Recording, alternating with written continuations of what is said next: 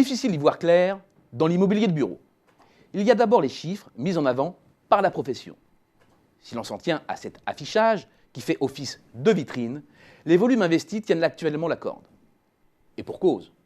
Portés par une fin d'année euphorique, ils ont bondi de 9% en 2015 pour se rapprocher de leur pic de 2006-2007, proche de 20 milliards d'euros.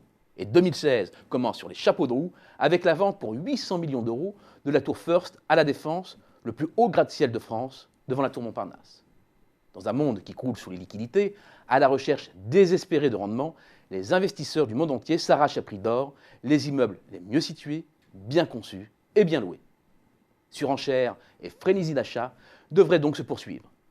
Autre chiffre souvent cité, la demande placée de bureaux, c'est-à-dire l'ensemble des transactions à la location ou à la vente à occupants. En hausse de 1% environ, elle a atteint 2,2 millions de mètres carrés en Île-de-France, le marché de référence français. Bien entendu, 2006 et ses 2,8 millions de mètres carrés sont encore loin. Mais l'optimisme des professionnels s'explique par une fin d'année euphorique avec un bond de 26% de la demande placée au second semestre. Montant investi, demande placée, c'est le duo gagnant, la marque de la bonne santé retrouvée de l'immobilier de bureau. Mais c'est en partie une illusion. La demande placée d'abord est un indicateur partiel. Pour avoir une vision plus juste du nombre de mètres carrés effectivement consommés, il faut retirer de la demande placée les surfaces libérées par les entreprises qui déménagent. C'est l'absorption nette, un indicateur rarement présenté et avec retard. D'après les calculs de l'IEIF, l'absorption nette est de 630 000 mètres carrés en moyenne depuis 1984.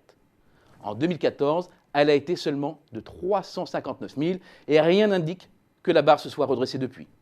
Autre signe qui ne trompe pas, la permanence des soldes dans l'immobilier de bureau. Le loyer facial, c'est la théorie. La réalité, ce sont les mesures d'accompagnement. Ces petits gestes commerciaux, franchises, participation aux travaux, loyer progressif qui représentent désormais plus de 20% des loyers faciaux en Île-de-France. Et si les professionnels sont prêts à tout, c'est que les bureaux vides sont nombreux. Près de 4 millions de mètres carrés sont ainsi de suite disponibles. C'est beaucoup sur un parc de 53 millions de mètres carrés. C'est un taux de vacances de 7,4%. Et il ne s'agit pas que de vieux clous.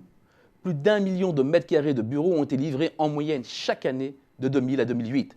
Et si la cadence a ralenti depuis, près de 800 000 mètres carrés de bureaux supplémentaires arrivent sur le marché francilien chaque année, avec parfois, pour les bailleurs, les pires difficultés à trouver des occupants. Or, les immeubles vides ne rapportent rien. Pire, ils coûtent.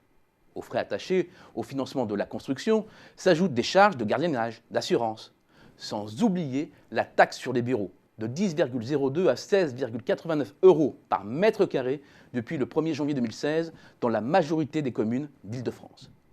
Résultat, les rendements locatifs se dégradent. Pour schématiser, le rendement annuel d'un bien immobilier, c'est le ratio loyer annuel perçu sur prix d'achat du bien. Pour améliorer le rendement, il faut donc que les loyers augmentent ou que les prix d'achat baissent. Or, c'est exactement l'inverse qui se passe aujourd'hui. Résultat, le taux de rendement théorique ne dépasse pas 4%.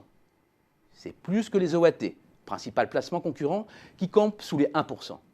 À cela près que le chiffre de 4% est adossé à un niveau de risque bien plus élevé et que ce dernier n'est plus assez rémunéré. C'est donc bien plus l'espoir d'une plus-value et non le rendement locatif de l'actif lui-même qui pousse les acheteurs à acheter. C'est dangereux et cela s'appelle une bulle spéculative.